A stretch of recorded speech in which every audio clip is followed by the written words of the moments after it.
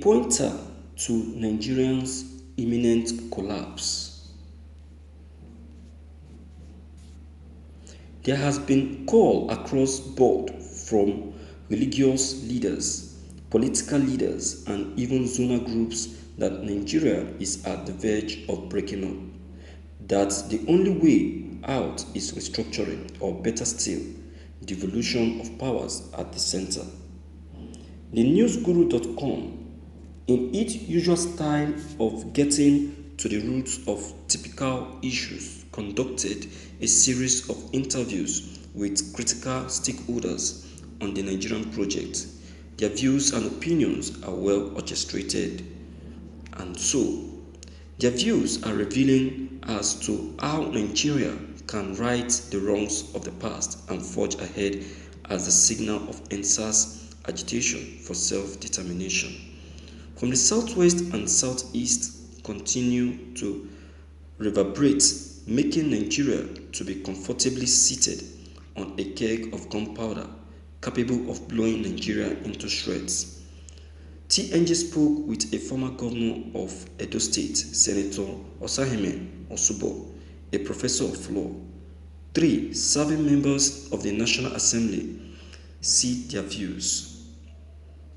Honorable Chadujen Yusuf, in his chat, bared his mind and sincere hope Nigeria will right the wrongs. If you do something for a month, a year, 2, 3, 10 years, 20, 60 years, and you have not seen the result, common sense dictates that you should try something else.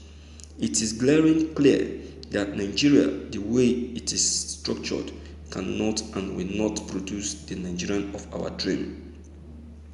There are plethora of other nations that have gone through things like that, but they have sat down to re-examine themselves, and we can see the difference. But tell me one federation in the world that practices our own kind of federalism. None.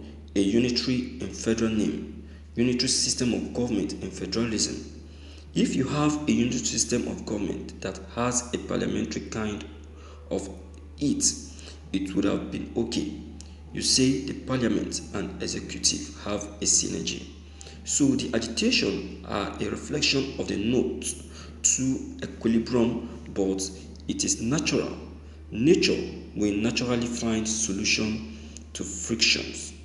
These are things that will precipitate on its own. I tell people that you cannot continue to do something wrong and you expect it to continue that way.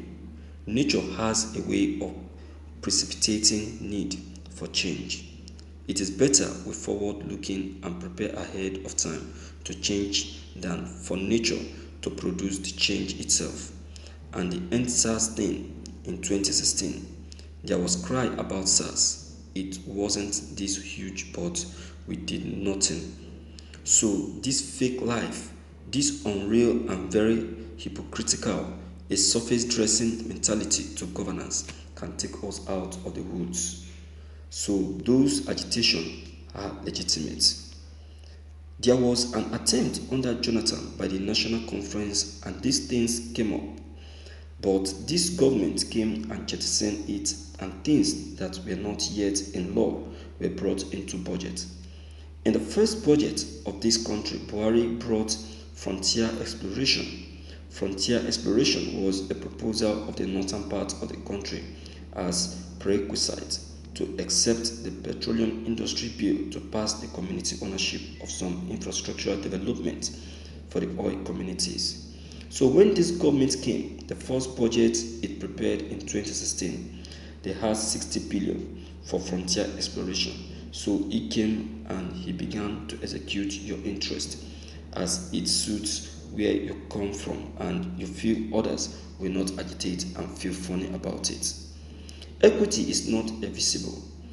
Equity must be seen. So when you perceive that there is no equity, you came up and say there is Ruga and that people should cede their land for people. You agree and not Nigerians. You said they are pastoral. who are coming, and you said the nationality of the Fulani is Fulani. So Fulanis in Congo are Nigerians. Are you Yoruba in Benin, Republic Nigeria? And so until we sit down and everybody is given a sense of ownership of this estate and nobody is seen as second fiddle, those agitation will continue. There is this school of thought that says the 1914 agreement talked about boundary adjustment and all that. It wasn't cast on stone. If the Oduduwas are saying they want to go, there is need for boundary adjustment. Thank you for listening to this news. Everyone is giving Nigerian government reason to heed to the agitation of the masses. Everyone. But I don't know why our Nigerian government has stayed adamant of the whole thing. See, this country is heading to revolution, and the earlier the federal government pay attention to the voice of the masses, the better. Everyone cannot be right at the same time. One person cannot be a master of all. We need to hear ourselves. We need to listen to ourselves. We need to accept others' opinion. If what is said concerning EndSARS, if those agitating for EndSARS are more than those agitating for maintaining of SARS back in the country, then what stops us from placing a stop on their existence? This is not a question of being greedy. It's a question of doing the needful. It's a question of saying yes to what the people are requesting for. This is where we are making mistakes in Nigeria. This is where our governments are making mistakes. The people's needs is what should be paramount. The people's needs is the major priority, and that is what we should pay attention to. But our governments are not doing that. My viewers, for how long are we going to continue like this?